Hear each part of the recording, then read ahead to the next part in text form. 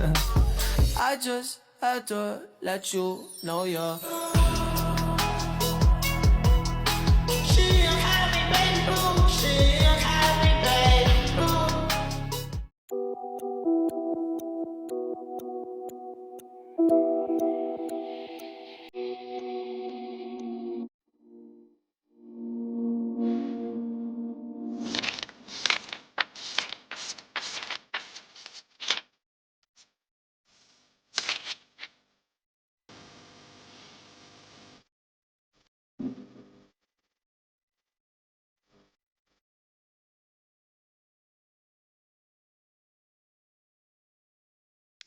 Sa gitna ng dilim sa kaharian ng Barbanya, ang Haring Fernando ay unti-unting kinuha ng karamdaman. Ama, hayaan niyo po kaming umalis ni Diego upang hanapin ang lunas. Gagawin po namin ang lahat para sa inyong kaligtasan. Sige mga anak, mag-iingat kayo sa inyong paglalakbay.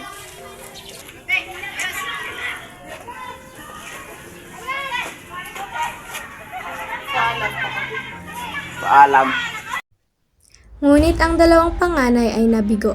Dahil sa pagod at ganda ng awit, sila ay nakatulog at naging bato sa paanan ng Piedras Platas.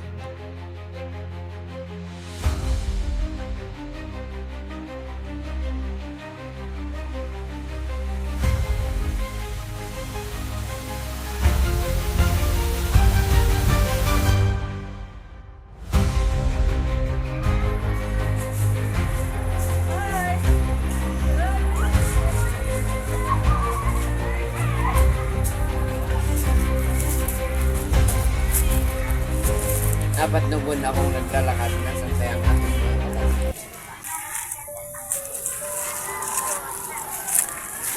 Ginoo, ako'y nagugutom. Maaari bang humingi ng kaunting makakain?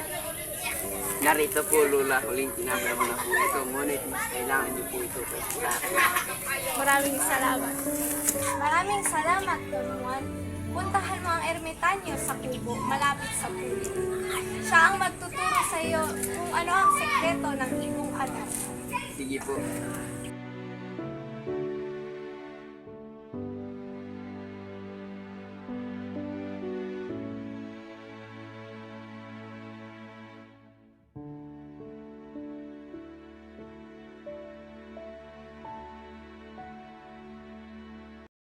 Don Juan, makinig kang mabuti. Ang ibong Adan ay may 7 kanta. Sa bawat kanta, kailangan sugatan mo ang iyong palad gamit ang labaha.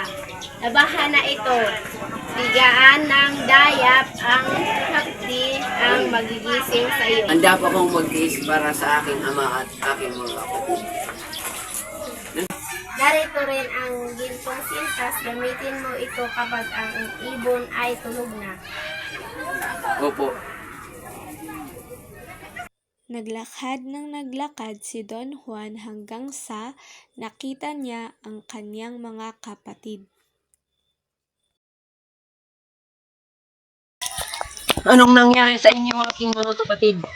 Gagawin ko ang lahat para naibalik kayo sa dati. Nasaan kaya ang ibong Adarna?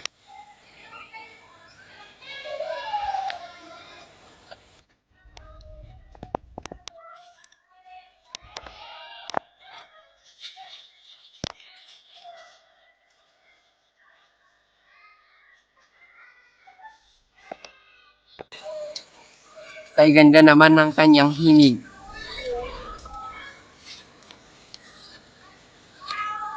Hindi.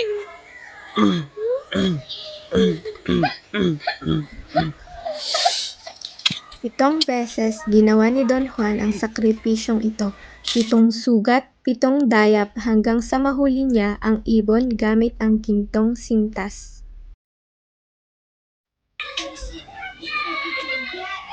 Agad din namang sinagip ni Don Juan ang kanyang mga kapatid.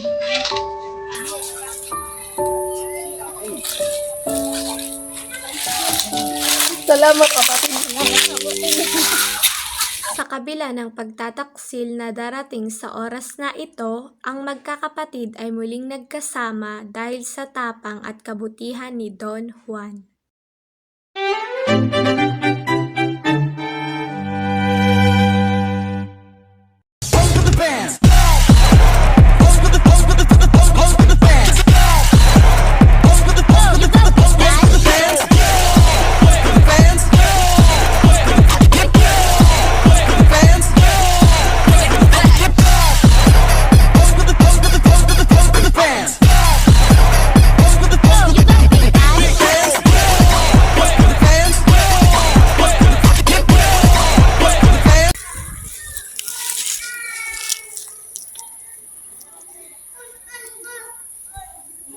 Will you marry me?